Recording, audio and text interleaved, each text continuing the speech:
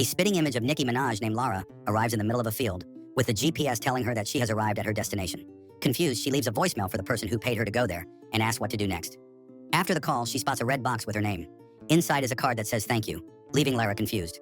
As she walks back to her car, Lara becomes dizzy and faints. A car arrives shortly after, and Lara's dragged away. But boy, I bet it was a struggle. At a lavish banquet, two thieves named Kay and Riley disguise themselves as waiters. Upon scanning the mansion with their tools, they discover an unusual detail. There are no security cameras either inside or outside the estate.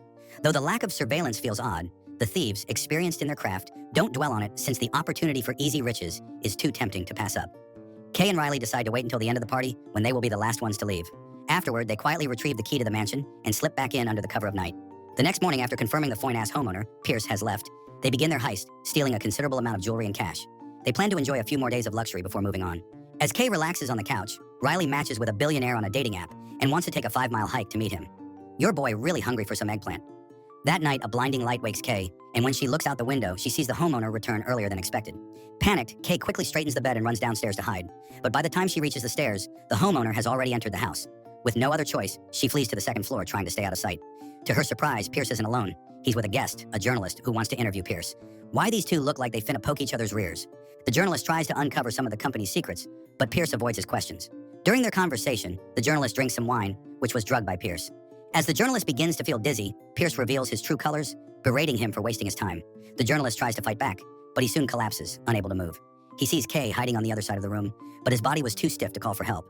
Kay, terrified, stays frozen, watching as the man is dragged away by Pierce. After confirming Pierce has left, Kay rushes to pack her things. In her panic, she spills a glass of wine, but she quickly gathers her belongings and leaves. However, in the chaos, one of the stolen pieces of jewelry falls to the ground. When Pierce returns, he notices the spilled wine and quickly realizes someone else had been in the house. He searches the area, eventually finding the necklace behind the sofa. It was then that he realized Kay is still inside. As he picks up his phone and puts the house on lockdown, Kay calls the police. But just as she attempts to reach out, the signal is cut off and Pierce's voice echoes around her. She learns that the mansion's lack of cameras wasn't just about avoiding evidence. It was also due to the high-tech nature of the house, which blocked all signals and concealed every entrance and exit. Pierce warns Kay against resisting, urging her to surrender quietly. When Kay checks, she realizes all the doors and windows are indeed locked. Unwilling to give up, she creeps upstairs to search for another escape route. Suddenly, she hears footsteps drawing closer, forcing her to return to her hiding spot under the sofa. Pierce, now searching the house, arrives in the same room. He circles the sofa, clearly suspecting someone was nearby. Honestly, this is the worst hiding spot, yet the man blind AF.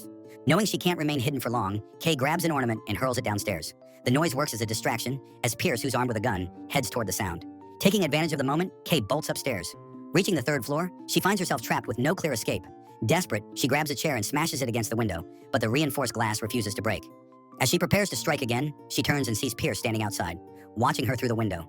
Terrified, Kay flees in search of another way out, though the mansion offers no easy exits. Finally, she discovers a vent. Using her tools from the theft, she unscrews the cover, removes the protective grate, and squeezes through the narrow opening. Outside, Kay realizes she's too high above the ground to jump safely. After some thought, she moves towards the pool and summons the courage to leap. The noise alerts Pierce, who rushes outside just as Kay climbs out of the water. By the time he reaches the pool, she's gone. The only sign of her escape is a trail of wet footprints leading away. Pierce follows the trail, unaware that Kay had deliberately misled him by hiding underwater and holding her breath. This man has to have cataracts or something, because how he not finna see her there? When Kay surfaces to catch her breath, she spots Pierce turning back toward the pool. Panicking, she swims to the center to avoid detection. Pierce notices her and approaches, prompting Kay to plead with him, insisting she hasn't seen anything and begs him to let her go. Skeptical, Pierce dismisses her claims, stating she isn't convincing enough to fool him. Kay tries to warn him that her accomplices will alert the authorities if anything happens to her, but Pierce is unmoved, confident they wouldn't risk their own safety for her. Without hesitation, he raises his gun. At that moment, his phone rings. Suspicious, he checks it, discovering that the police has arrived at the mansion. Kay's earlier call for help had worked. However, Pierce remained unfazed.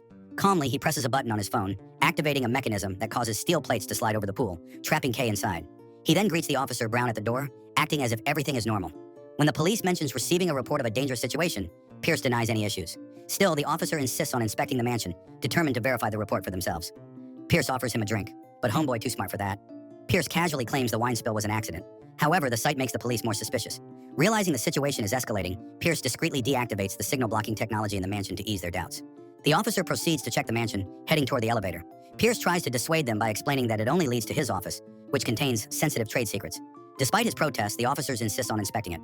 Just then, Pierce's phone rings. It's his superior, responding to Pierce's earlier alert. He steps aside to take the call, giving him a chance to stall the police further. Meanwhile, Kay, still trapped beneath the pool, notices a device below the water that she guesses controls the steel plate overhead. After some time, she finally manages to break the device, creating a gap in the steel plate. With great effort, Kay climbs out of the water and escapes. Back at the entrance, the police, unconvinced by Pierce's explanations, is about to leave.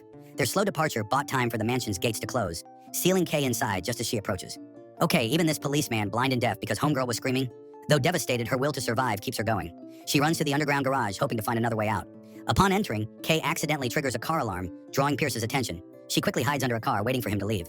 As soon as it's safe, she creeps out and heads for the elevator. Panicking, she presses a random button. When the elevator doors open, she's shocked to see the journalist from earlier, tied to a gurney, silently pleading for help. Oh, Pierce, freakily gay. Kay quickly ducks behind the gurney, just as Pierce enters the elevator to check. Not noticing her, he leaves, allowing Kay a brief moment of safety. While hiding, Kay discovers a hidden button in the elevator. Pressing it causes the elevator to plummet rapidly. When it finally stops, Kay finds herself in a massive underground facility. As the elevator doors shut behind her, with no way to reopen them, she has no choice but to explore further. She enters a large room filled with strange instruments, like a laboratory or a sex dungeon. Her horror deepens when she discovers a body nearby. In the surrounding rooms, the sight grows even more nightmarish. Human figures suspended by chains, mutilated beyond recognition. The girl from the beginning looking more like Nicki Minaj. Terrified but resolute, Kay records the disturbing scenes on her phone. On the surface, Pierce continues searching the mansion, but remains unaware of her discovery below. Suddenly, an intrusion alert blares on Pierce's phone. He quickly realizes someone has accessed his secret underground facility. Meanwhile, Kay, deeply focused on recording the horrors around her, gets scared and accidentally drops her phone into one of the rooms. As she tries to figure out what to do, one of the restrained figures begin to stir, struggling violently.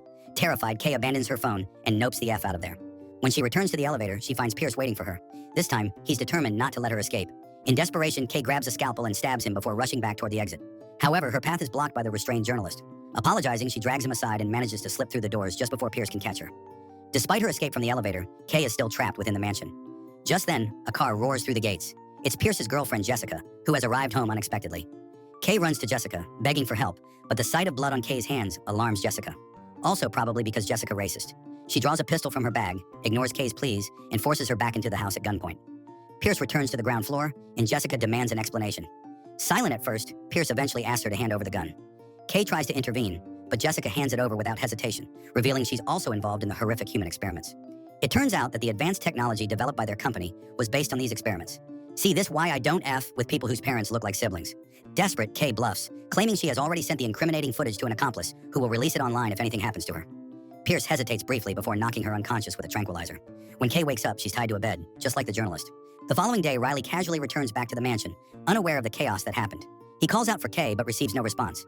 Assuming she isn't home, he leaves a message and begins enjoying himself at the mansion again. While wandering around, he accidentally steps on shattered glass and cuts his foot. As he tends to the wound, Jessica stumbles into the house, covered in blood. Riley assumes it's Kay and calls out, but before he could react, Pierce suddenly appears, sending Riley into a panic. Realizing something is terribly wrong, Riley hides in the bathroom, watching in horror as Pierce casually enters the shower to wash up. These two getting their freak on while Riley just listens, then realizes that Kay is in grave danger. Riley has no choice but to remain hidden, waiting for the perfect moment. By midnight, he finally hears Pierce leave. Quietly stepping out, Riley seizes Jessica's pistol and aims it at her, demanding to know Kay's whereabouts. Jessica, realizing she's caught, pretends to cooperate, claiming she'll lead Riley to Kay. As she passes by a table, she subtly grabs a remote control and presses it, causing loud music to play behind Riley. Distracted, Riley glances back, giving Jessica the opportunity to lunge for the gun. In the struggle, Riley pushes Jessica hard, accidentally impaling her ass on a sharp ornament, causing her to die instantly. Before Riley can process what happened, Pierce returns, alerted by the noise. Riley quickly points the gun at him, forcing Pierce to lead him to the underground facility. As they descend, Riley discovers the journalist's lifeless body, but still doesn't see Kay. Taking advantage of Riley's momentary distraction, Pierce grabs a scalpel and attacks. A gunshot echoes through the lab, waking Kay. Though injured, Riley manages to survive and stumbles to Kay's location, using a keycard he found to free her. He claims to have wounded Pierce during their fight and urges Kay to escape and call the police. Kay remembers a phone she left in another lab containing crucial evidence. She uses the keycard to retrieve it, but as she turns to leave, Riley suddenly pulls a gun on her. At that moment, Pierce emerges from the shadows, revealing his deal with Riley. For a price of $1 million, Riley agrees to let Pierce go and retrieve the phone. Before Kay can react, one of the mutated test subjects, Laura, moves and tries to strangle Riley. And that's what your sour cream trifling ass gets. Taking advantage of the chaos, Kay runs. Pierce, remaining calm, subdues the creature using a chemical compound, then shoots Riley. He turns his attention to Kay, who tries to escape through a locked door, but can't find a way out. Determined, Kay confronts Pierce directly, pretending to hand over the phone. However, when he searches the phone, he can't locate the video evidence. Frustrated, Pierce is annoyed at Kay for wasting his time. Unaware she stuck one of his own adhesive, coma-inducing compounds on the phone. As he begins to feel dizzy, Kay shoves him into the transformation chamber. His screams echo as Kay grabs the keycard and heads for the exit. Just as Kay reaches the elevator, Pierce reappears, mutating due to exposure to the chemicals. He attacks her, but she manages to fend him off with a powerful kick. Scrambling into the elevator, she presses the close button just in time to crush his head. Finally free, Kay sits outside, waiting as sirens echo in the distance. What's the moral of the story? Not to get your ass caught when stealing. What did you guys think of this Tubi thriller? Subscribe to watch more videos like this. Turn on notifications. And leave a like, it really helps the channel out. Thank you for watching.